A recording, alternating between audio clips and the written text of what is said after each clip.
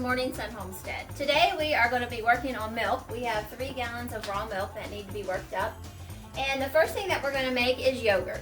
Yogurt is easily made at home. You only need a few simple ingredients. You can get a yogurt starter from like New England Cheese Company or some other place. But what I do is just buy a container of store-bought yogurt. And I do have Greek style because I don't want any sugar. And at our local grocery store, most of the plain yogurt had a little bit of sugar in there. So this is why I have that. And 1 gallon of milk that I previously skimmed.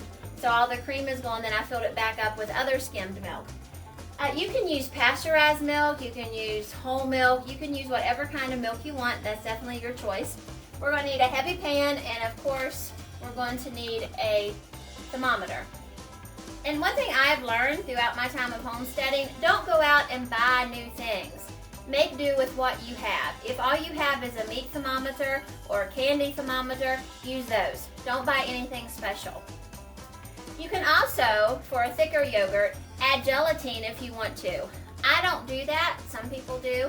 I just try to incubate mine long enough that it will solidify. And then if it's got a little bit of liquid on top, pop it in the refrigerator, and during that time it will solidify. And then also we're going to add some honey to ours to make it a little bit sweeter. So let's get started. We poured our whole gallon of milk into a sturdy pot when I have it on medium heat. We're going to watch this very closely. We want to stir with a stainless steel spoon. We're going to stay right with this. We do not want to get it more than 180 degrees. So it needs to be 180 degrees. At that point, we'll turn it off, let it set. It has to cool to 110 degrees. And that's when we can start adding our starter that we have purchased from the store, our honey, and also if you wanted to add gelatin at that time, you could add that as well. So we're in the process of heating this to 180 degrees right now. Our temperature is slowly cooking up. Remember, we need to be at 180 degrees, then we're going to turn it off, put a lid on it, and let it cool back down to 110. We're 140, headed to 145, something like that. So we still have a ways to go. Our pot next door is cooking to 190 degrees. We're going to use that to make cottage cheese. See our YouTube channel. We have the recipe and the tutorial of how to do that on there. It turns out every time makes great cottage cheese, and you don't have all that bioengineering food ingredients in that. Our milk has made it to 180 degrees. The purpose of 180 is we do not want it to boil. We're going to put a lid on it, and now it's going to cool to 110 degrees. Our temperature of the yogurt is now cooled to 110 degrees. So let's keep it up there just a little bit more than that. And it will cool down while we're doing this process. We need 1 cup of milk. We need 1 cup of milk. And to that we're going to put our Greek style yogurt starter in there. Like I said, I got this from the grocery store. This had the least amount of sugar. It has 5 grams that our local grocery store carried. You may be able to find something that doesn't have even that much sugar, which would be great. It only calls for 1/3 to 1/4 cup of this out of the cup of this, but I'm just going to use the whole thing because otherwise it's just going to waste. I won't be using it for anything else. Once we have it in our milk, we need to beat it up.